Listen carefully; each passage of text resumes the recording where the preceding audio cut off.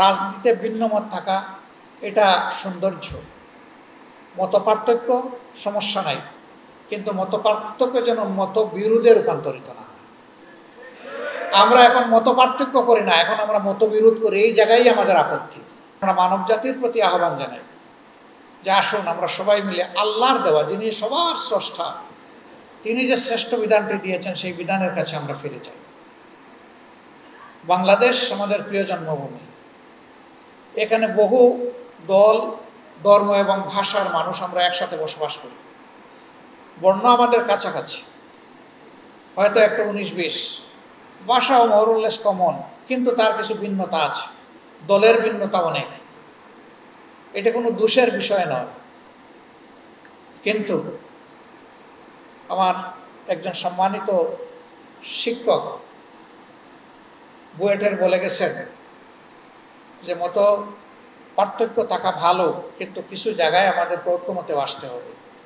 এটাকে আমরা deeply honour করি, ফিল করি এবং এর জন্য আমরা চেষ্টা করি। আমরা সবসময় বলি রাজনীতিতে ভিন্ন মত থাকা এটা সৌন্দর্য। মতপার্থক্য সমস্যা নাই, কিন্তু মতপার্থক্য যেন মতবিরোধে রূপান্তরিত না হয়। আমরা এখন মতপার্থক্য করি না, এখন আমরা মতবিরোধ করি। এই জায়গায় আমাদের আপত্তি।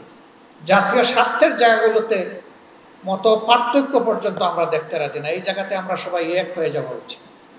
ক্যামেরায় ওয়াও, স্টাইল দেখাও, Xenon X21 পারলে ঠেকাও। এরকম কিছু জায়গা আমাদের আছে। প্রিয় দেশের স্বাধীনতা, সার্বভৌমত্ব আমাদের একটি বিশাল জায়গা।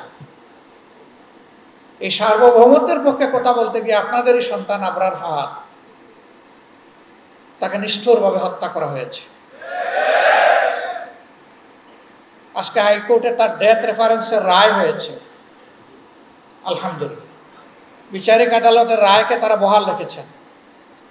আমরা প্রত্যাশা করি, দাবি করি, দেখতে চাই এই রায় যেন বিলম্ব না হয়ে যথাযথভাবে বাস্তবায়ন হয়।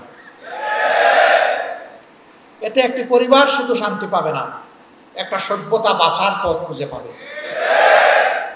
যে আগামীতে কেউ যদি এরকম করে, তাকে একই রাস্তায় পাঠিয়ে দেওয়া হবে। ওই পথ তাদেরকেও ধরতে হবে। ওদের সাথে আমার জেলে দেখা হয়েছে। অনেকে এখন মানসিকভাবে পরিবর্তন হওয়ার কথা বলে, ভিতর দেখার দায়িত্ব আমাদের না, আল্লাহ ভালো জানেন।